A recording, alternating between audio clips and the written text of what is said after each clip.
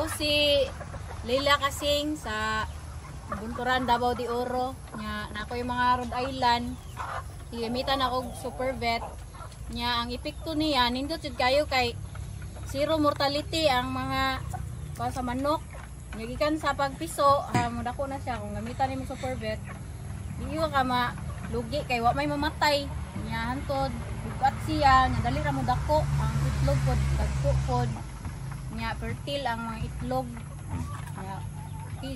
Kumusta ang disposal nimo sa imong mga itlog karon na buyer karon na murag halos uban di na nimo mabaligyan kitod daghang kay na panimo? Short ko sa supply kay kuan pa man ni kabuok ng itlog ani 15 nya sa isa ka adlaw 15 ra ang mga itlog nya gina incubate pa na ko uban nya ang katong mga dili na ko ma-select nga fertile nga itlog mo toy mahimong table egg nya short jud kayo kay mangita mo sila organic. Pila ka buyer na ko karon sige pangita og mga supply sa Rhode Island nga itlog nya.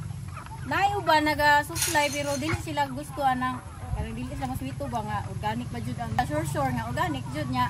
Nakita sa akong manok nga organic man jud kay tuwa yung super vet nya ang ginakaon ko mga sagbot, mga kamuti.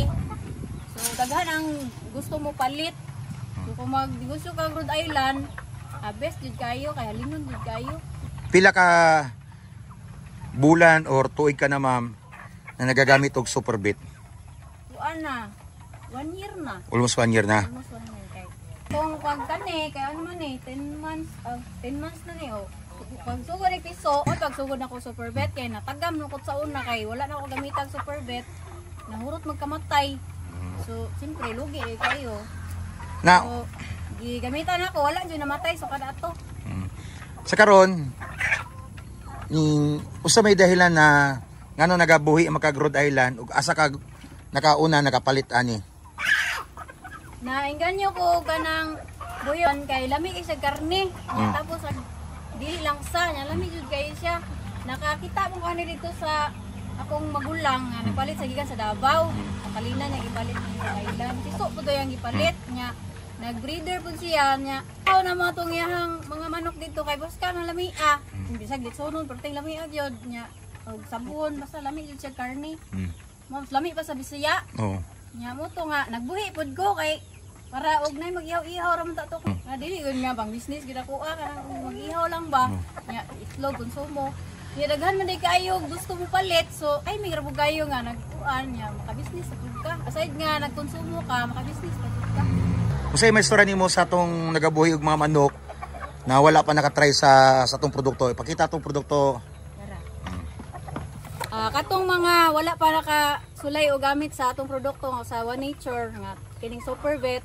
Gamit na mo kay nindot jud kay sa mga manok, daghan kayo benepisyong makuha kay kanang about sa kanang sa dili sila basta-basta malutlan og kanang sipon, mga ubo-ubo dira ang basta mga sakit sa manok sa tigulan dili jud na sila masakit kay agi jud na ako ani wala jud nang matay ani sa imo mga client karon sa nagapalit sa imo mga sa mga piso ani taga-asa na pud sa halos uban na malit ang ka repeat order na siya og piso sa pangutusan diri sa silingan po namong barangay nya naay Bunawan dito ba Delsor o Bunawan nag booking pud to.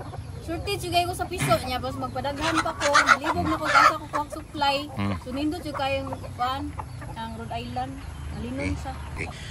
Dapat gamitan jud nila og atong produkto nato na super vet jud para mapareha sa imong mga piso jud sa imong mga manok ni Rhode Island jud. Tama din siya. Salamat.